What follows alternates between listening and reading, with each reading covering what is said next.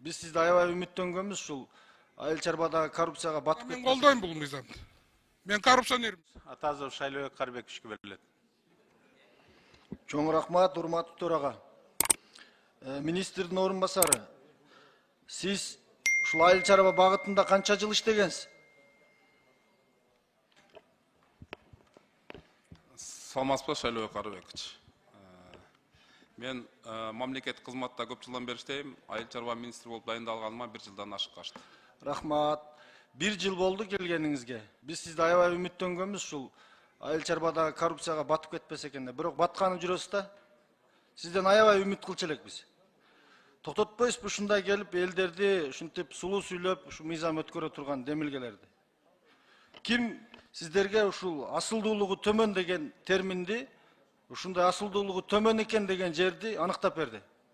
Кайсыл специалисттер?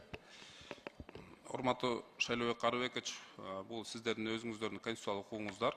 Мыйзамды колдобо биринчиден, экинчиден Колдобойбуз, ооба. бул сиздердин өзүңүздөрдүн конституциялык укугуңуздар. Ал эми ала жердин асылдуулугу төмөн дүгүн аныктоочу орган бар, биздин Кыргыз Кайсыл орган ошону айтыңчы, эсептеп. Кайсыл академик, кайсыл профессор? Жок, бул жерде академик профессор аныктабайт, Кыргыз Гипрозем аныктайт. Ошол Кыргыз Гипроземде кимдер отурганын жакшы билебиз биз. Мына мыйзамды азыр алдыбыздагы коллегабыз айтып атат. Мурункулар колдогон эмеспиз биз. Балким азыр Марипов жок. Ошолордун арасында бир 10 жыл отурган коррупционер 1-2 депутат колдошу мүмкүн, башка эч ким колдогон эмес. Мына бул элге каршы мыйзам. Мына бул мурун колхоз совхозду кантип талкалаган болсо, азыр ошондой кетип атасыңар. Токтотуш керек мынаны.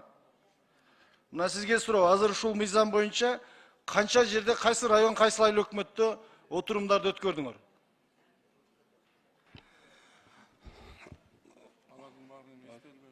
эмбелле кеч керек, 7 дубанда көп райондордо. 7 дубан ол кооз сөз. Конкретно айттың, кайсы айыл өкмөттө өткөрдүңүз? Керек болсо кийин сизге ошол протоколдорду Кийин эмес, азыр бериң. Азыр айттың, конкретно айттың, кайсы айыл өкмөттө өттү жыйындар ушул мыйзам боюнча? Шайлоо Карбекович, бизде тиешелүү документтердин баары бар, керек болсо сизге ошонун баарын көрсөтөбүз. Рахмат. Жооп берип койсоңуз, канча райондо, канча айыл өкмөттө мына мыйзам боюнча жыйындар өттү? Эл менен, конкретно карапайым эл менен, дыйкандар менен. Өткөн жок. Элди алдап атасыңар. Мен кече Тузовка айылында болдум мына чүйдө. Бүт айыл өкмөттүн мурунку иштегендер каршы чыгып атат. Ай, токтоткула мынаны депчи. Элди да угуш керек да. Бул кайтарылып кеткен мыйзам. Урматтуу төрага. Урматтуу Шайлоо Карбекович, Кыргыз Республикасынын президенти мына дайыма акыркы убакта маселени дайыма көтөрүп келип атат. Жумуш ордун түзүү, инвесторларды тартуу, ошонун ичинде ички инвесторларды дагы мүмкүнчүлүктөрүн ачуу. Бул мыйзам долбоору биздин көз карашыбызда Кыргызстанда көптөгөн жумуш ордун түзөт. Эрозиялык процесси токтотот. Көптөгөн бактарактарды айдоого алып келет. Кыргызстанда болгон эле 37 000 гектар гана азыркы убакта бактарак бар. Эми ошонун баары тең бара-бара көбөйсө мультипликатив эффектиси аябай зор болот. Азыркы убакта мына 500 000 гектар аныкталган асылдуулугу төмөн жайыттардын 10% гана өздөштүрүүгө алып келинсе, эгер мисалы 50 000 гектар 5 миллиардтан 50 миллиард сомго чейин тиги ички дүң продукциясын түшүүгө акчаны алып келет. Эми Баткенде эмне мисалы бадам, мисте жаңа айдаса жаманбы? Же көлдө алма ашпурт айдаса жаманбы? Мисалы Баткен областында 138 000 гектар ушул асылдуулугу төмөн жайыттар бар. Ысык-Көл областында 110 000 гектар ашык жери бар. Андай лекцияны мектепке окусаңыз, урматтуу министрдин орун басары, ушул бүгүнкү ушул мыйзамдан сырткаркы турган жерлерди иштетсеңер болбойбу айыл чарба министрлиги? Ким силерге аныктап берди асылдуулугу төмөн деп? Шайлообек Карбекович, мен Керималиев, ошол жайыт департаментинин директору болом. Сиз айтып атасыз, мурунку Созовто артка кайтып кеткен деп, бул Бакиров Мирлан Исакбековичтин мыйзамы болчу. Ал мыйзамды ошол артка кайткан, анткени себеби ошол менчикке берилсин деген, бул менчикке кетмек да. А бул жерде биздин мыйзамда ал менчикке кетсин деген эмес, бул жерде түрүн, максаттуу багытын өзгөртүп туруп, өздөштүрүлсүн деп атабыз. Мисалы, биз карап отура берип эле качан өздөштүрүшүбүз керек бул жанагы асылдуулугу төмөн жайыттарды. Ошондуктан айыл чарба министрлиги өздөштүрбөйт буну. Бул ошол жерлердеги жарандар, биздин тургундарыбыз өзлөрү сурап атышат азыр. Ошол менен бирге инвесторлор келсе, ошолор ажерге жанагы скважиналарды тамчылатып сугаруу, жаадыруу, инновациялык технологияларды киргизип туруп иштетебиз дегендер бар. Ошонун баардык көрсөтүп аткан бүгүнкү 5000 гектар жер барды кетпейт. Рахмат. Мыйзамды биз мына мыйзам чыгаруучу орган кабыл алабыз да. Сиз биз кабыл алганды иштейсиз, аткаруу бийлигиз. Биз айтып атабыз, мыйзам кабыл алганда мыйзам элге иштеп 10 секунд. мыйзам элге иштеш керек, эл менен үнүн укпай туруп, силер мындай зордукчулдук менен түртүп атасыңар, балким артында бир эл аралык күчтөр турабы, ушул биздин граждандардын атыны, фамилиясын коюп алгысы келеби, бул мыйзам боюнча эл аябай нааразы. Урматтуу төрага, менин сунушум кайра экинчи талкууга кайтарсаңыз. Рахмат, эске алабыз. Процедурный экинчи микрофон. Урматтуу төрага, урматтуу депутаттар. Шайлообек мырза, сизди биринчиден депутат болуп келишиңиз менен куттуктайм.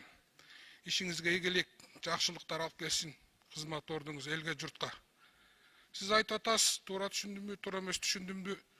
Бир эки эле депутат анан коррупционер депутаттар эле колдобосо бул мыйзамды колдобойбуз деп. Мен колдойм бул мыйзамды.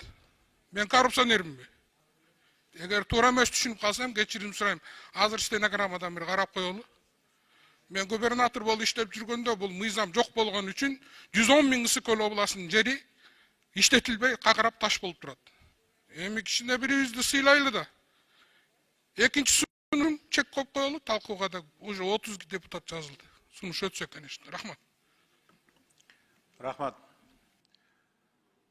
Шайлообек Карбекович. Негизги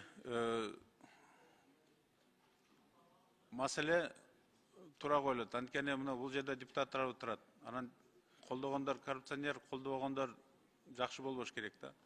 Бул регламенттин талаптары, биз ар бир депутаттын ар намысын коргоо төрагага жүктөлөт. Ошондуктан айтып атканда бир аз сөздү байласак. 5-чи микрофон. Чоң рахмат, урматтуу төрага.